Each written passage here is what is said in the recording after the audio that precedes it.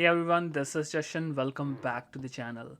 Today I'm sharing my experience with the iPhone 16 after using it for 6 months. If you're planning to buy this device, stay tuned because I'll be covering everything from the cameras and the performance to storage and software issues. Let's get started. Let's talk about camera button. Honestly, I don't use this button much, but it's definitely good feature to have. Along with the button, Apple has introduced some impressive AI features like new Siri and visual intelligence that enhance the camera experience. Speaking of the camera, the inclusion of a macro camera in the Pro model is a nice touch. Also, in the non Pro model, like in the iPhone 16, they gave the macro camera this year. But I have noticed it sometimes activates when I don't need it. They can get it a bit annoying. One of the big changes this year is the Type C port, which really appreciate.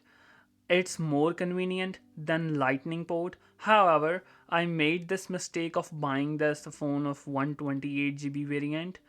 And trust me, it's not enough. I'm constantly running out of space now. My advice, go for at least 256 gigs if you're planning to buy this phone, or any phone like today's you can get minimum 256 gigs will be good.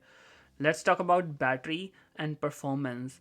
In my case, you can see my charge cycles are 266 now, and my battery health is 99. Battery life is so far has been good in 6 months. I have only dropped 1% in battery health. It's now at 99%, which is impressive.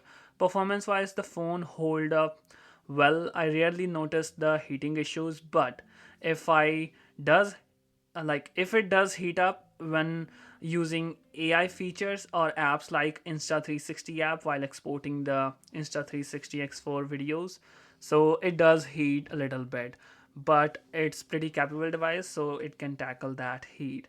Let's talk about flash and action button. I mean the torch and the action button. One downside of the torch or slash flash, unlike the Pro models, this phone does not have that feature to focus the flash into wide or spot beam, which I feel a missed opportunity. The action button is nice to have, but honestly, I prefer the old mute switch. Still, the extra functionality of action button is a good addition. Yeah, so I'll talk about the case for the iPhone 16. I have been using a case from last 6 months as I bought this case and as I bought the phone. I kept on using this case only, and I have to say, it has performed really well.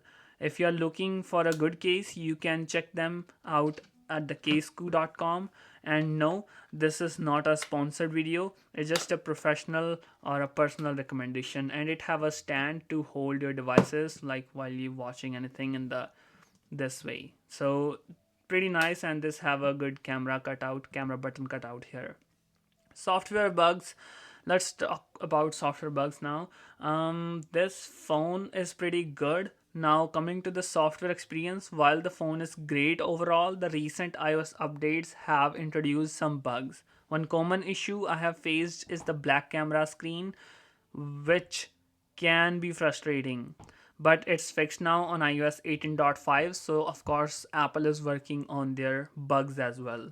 Let me conclude this video so that my 6 months review of the iPhone 16. Overall, it's a solid phone with the great features, but there are some areas of improvement, especially with the software and storage options. Of course, I mean, I need to improve that thing. If you found this video helpful, don't forget to like, share, and subscribe.